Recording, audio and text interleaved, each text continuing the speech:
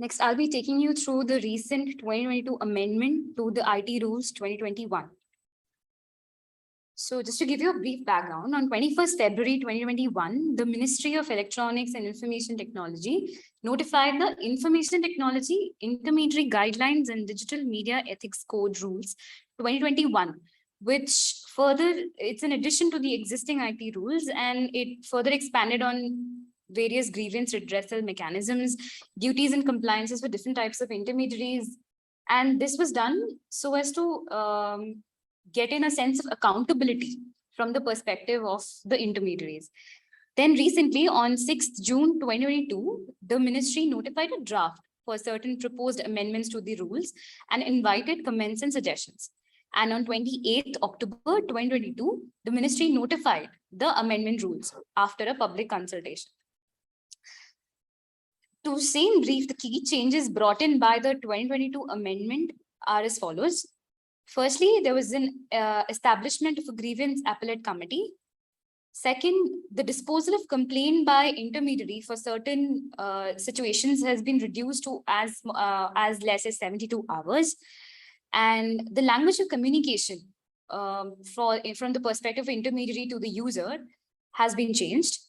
Then there's certain addition in the duty of intermediary from the perspective of ensuring and safeguarding the constitutional rights of the users.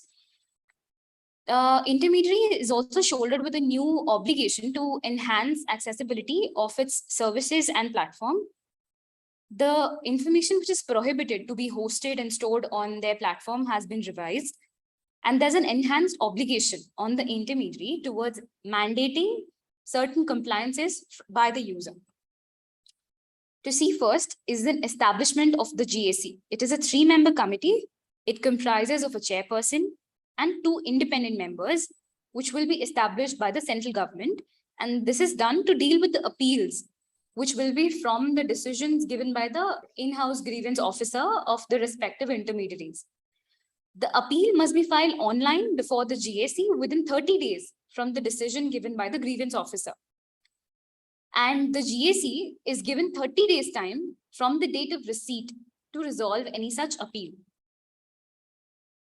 They have also given an option of online dispute resolution to resolve these appeals.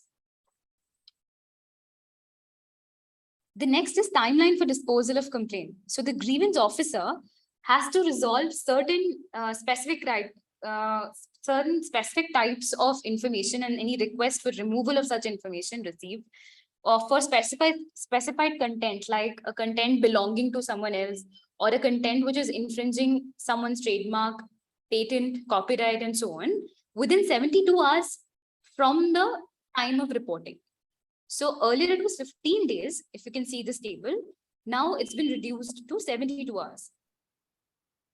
There's a change in the language of communication as well. So an intermediary is supposed to communicate the rules and regulations, privacy policy, and its user agreement in English or any language specified in the 8th schedule to the Constitution, which is our Indian official languages. So earlier they were just asked to communicate. Now they've specifically added the languages. They've also been given an additional duty to respect the constitutional rights of the users, and it's a statutory obligation to do so. So they have specifically pointed out Article 14, 19, and 21. They have also given an additional duty of enhancing accessibility of its services. So the intermediary is responsible for taking reasonable measures to ensure accessibility of its services to all users, along with reasonable expectations of due diligence, privacy, and transparency. A point to note here is this duty of ensuring accessibility is actually not new, and it's not brought forth just through this amendment. This is already in place from the Rights to Persons with Disabilities Act of 2016, of which section 42 under chapter 5 says that every person must be given access to the information and communication technology in an accessible format. Then there have been certain changes in the types of prohibited information.